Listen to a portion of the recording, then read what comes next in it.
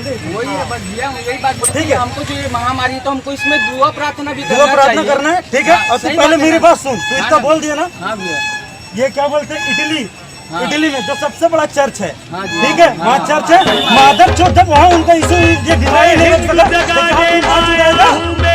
और पहले बोल रहा हूँ, दोबारा अगर किया, हाथ उठा लीजिए, समझ?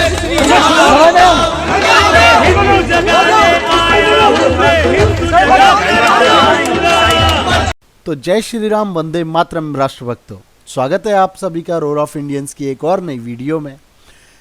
सबसे पहले बात करते हैं पहली क्लिप के बारे में। दोस्तों, ये कुछ आज देश के अंदर कुछ ऐसी संस्थाएं चल रही हैं धर्म के दलालों की, जो कि सिर्फ हिंदू धर्म को ही टारगेट कर रहे हैं और हिंदू धर्म के ही लोगों को अपने धर्म के बारे में अच्छा बता के उनका धर्म परिवर्तन कराने की कोशिश कर रहे हैं। तो ये भाई लोग भी करने की कोशिश कर रहे थे, जिन्हें हमारे कुछ हिंदू भाइयों ने देख लिया, पकड़ लिया और फिर इनकी जो हालत हुई वो आपके सामने ही है। मैं सिर्फ इतना चाहता हूं दोस्तों कि ऐसे लोग अगर आपके आसपास मिल जाएं, जरूरी नहीं है आप किसी हिंदू संगठन से जुड़े हो, अपने 2-4 दोस्तों को बुलाइए और कुटाई करिए सालों की। हमारे ही धर्म को क्यों टारगेट करते हैं ये लोग। और अब कुछ मेरे भाई बहन जो कोई भी मुझे कमेंट्स करते हैं, बहुत बार जय श्री राम, जय महादेव, छत्रपति शिवाजी की जय लिखते हैं, बहुत ज़्यादा बार लिख देते हैं। दोस्तों प्लीज़ इतनी बार मत लिखा करो, इतनी मेहनत मत किया करो, बस एक बार लिख दिया करो, वो मेरे लिए बहुत है, काफ़ी है। आज पाकिस्तान से भी मेरी कुछ वीडियोस देखी जाती हैं, पाकिस्तान के लोगों के भी मेरे कमेंट्स आते हैं। थैंक यू वेरी मच दोस्तों, मुझे बहुत अच्छा लगता है आप लोगों के कमेंट्स आते हैं जब। और वीडियो के कुछ ऐसे पार्ट्स हैं जिन्हें प्लीज़ मिस मत कीजिएगा, बहुत इंपॉर्टेंट चीज़ें हैं उसके अंदर, प्लीज़ मिस मत कीजिएगा इन क्लिप्स को।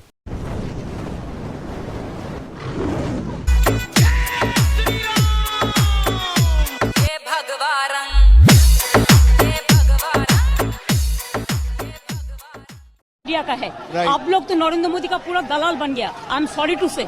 गजब बेइज्जती है।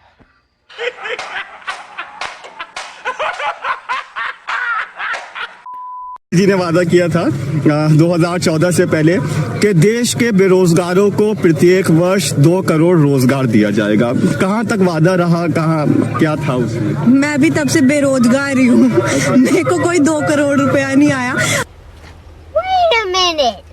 कि देश के बेरोजगारों को प्रत्येक वर्ष 2 करोड़ रोजगार दिया जाएगा। कहाँ तक वादा रहा, कहाँ क्या था उसमें? मैं भी तब से बेरोजगार ही हूँ, मेरे को कोई 2 करोड़ रुपया नहीं आया। मेरे को कोई 2 करोड़ रुपया नहीं आया।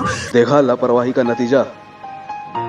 ठीक से पढ़ाई लिखाई नहीं करने से आपका भी मानसिक संतुलन बिगड़ सकता है, इस बच्ची की तरह।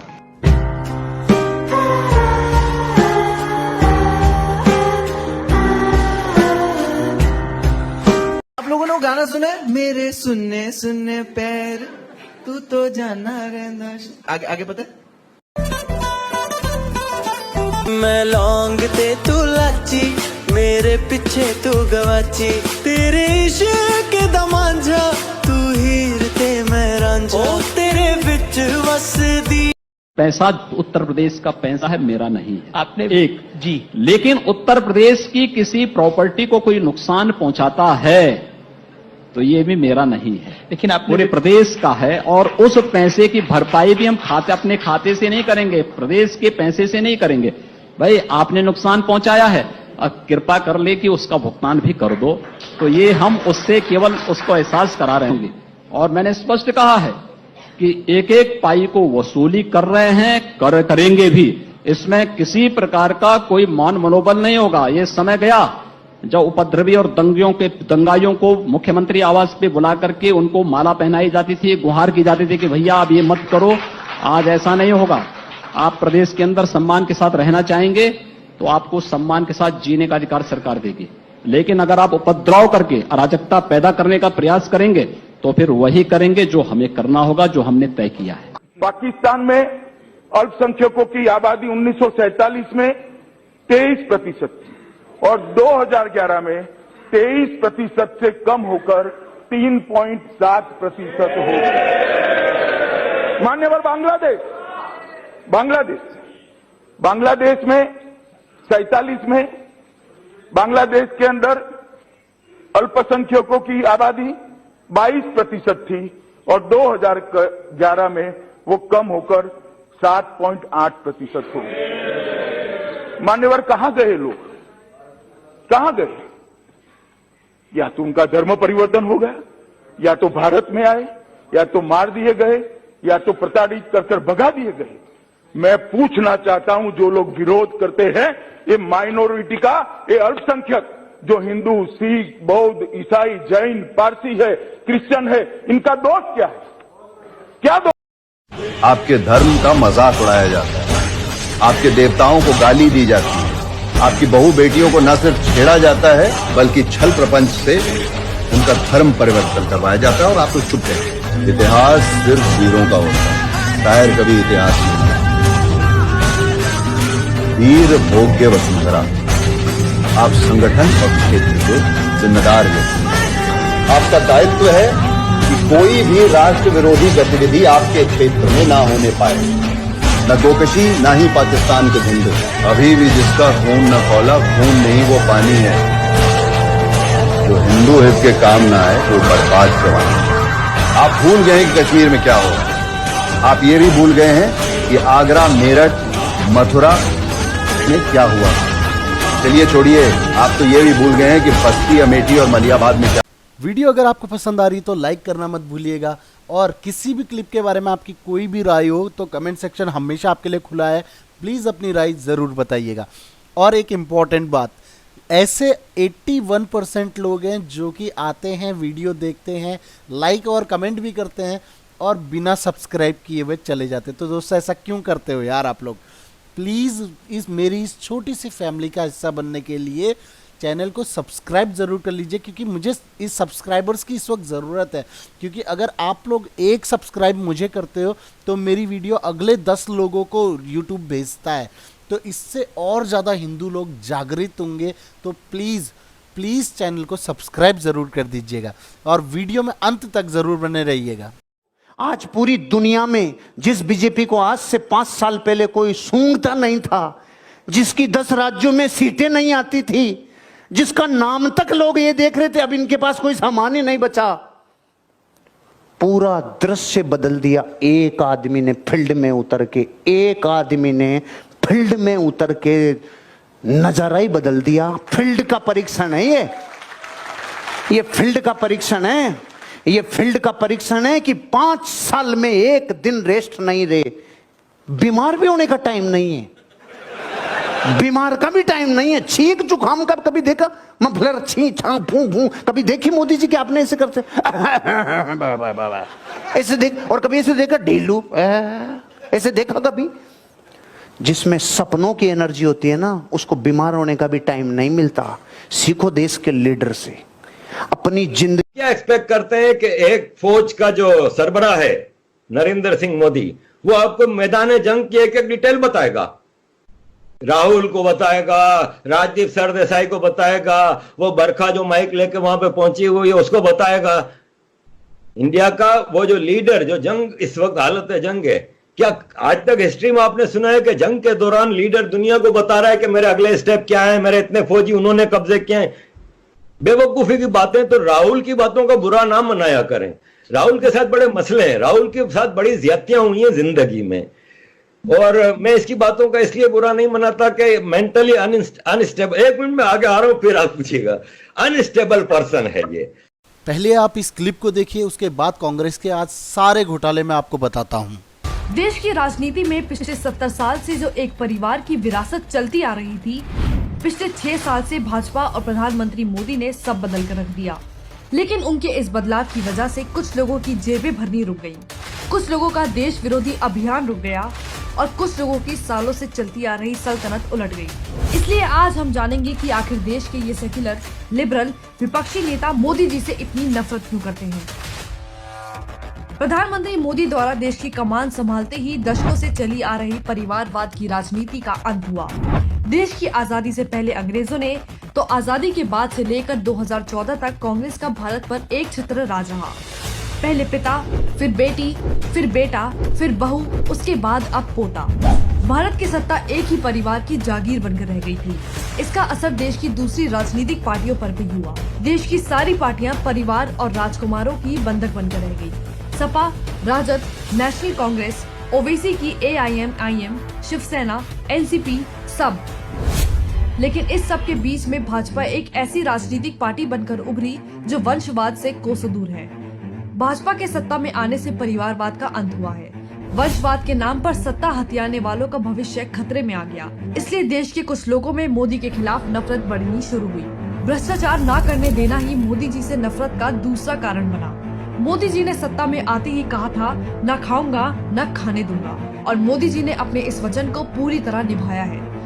मोदी जी के सत्ता में आने से दशकों से जनता का पैसा खाने वाले घोटालेबाजों का धंधा बंद हो गया और इनके हाथ बंद गए। 5 साल वाजपेयी जी के राज में कोई घोटाला नहीं हुआ और 6 साल मोदी जी ने भी भ्रष्टाचार मुक्त सरकार चलाकर दिखा दिया।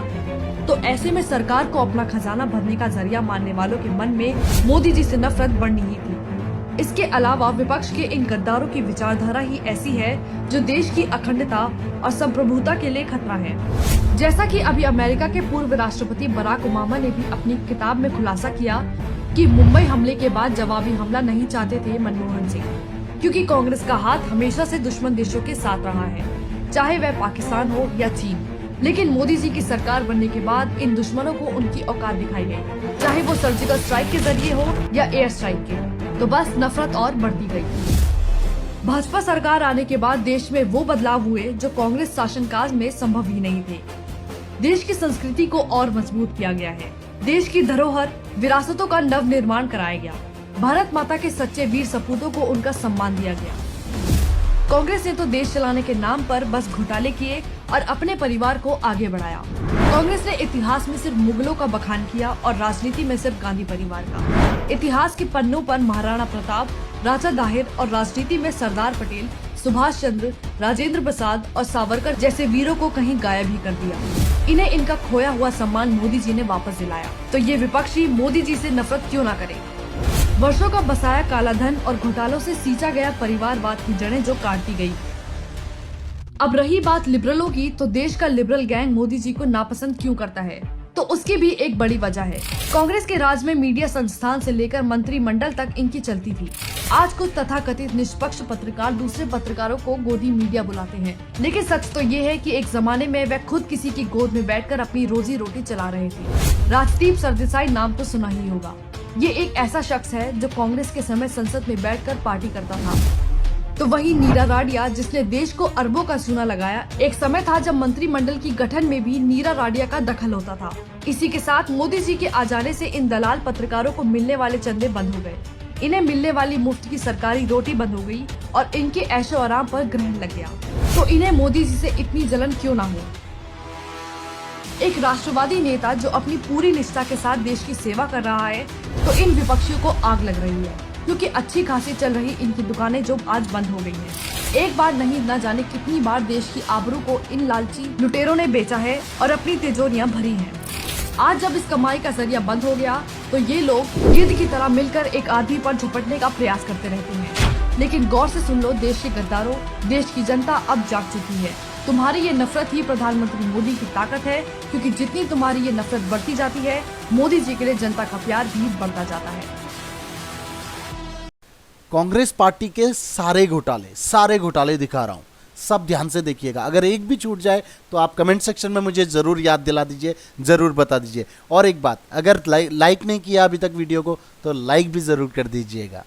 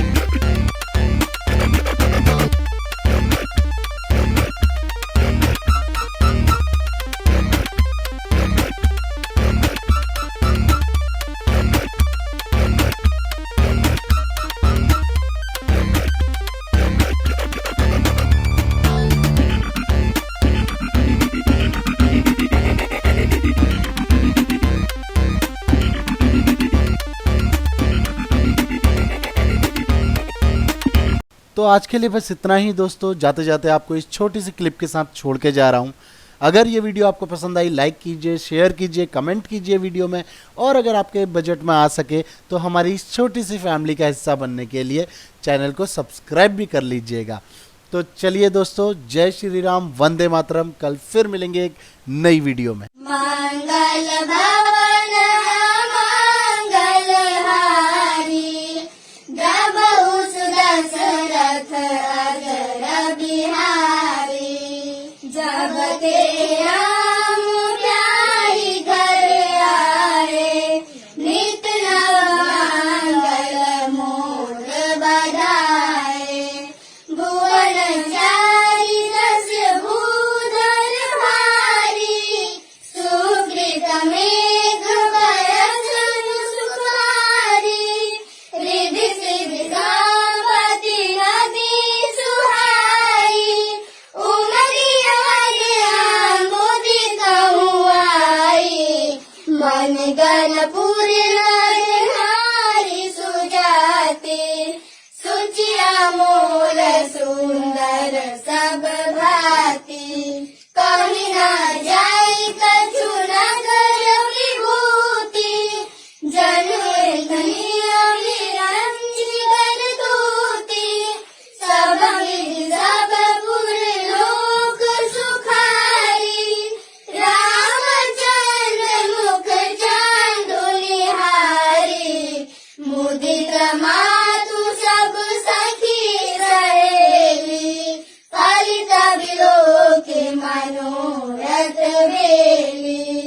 राम रूप गुण सिलु सुहाऊ, प्रमुदित होई देखि सुनियाऊ। मंगल भवन मंगलहारी, जब उस दशरथ अजर बिहारी। मंगल भवन मंगलहारी, जब उस दशरथ अजर बिहारी।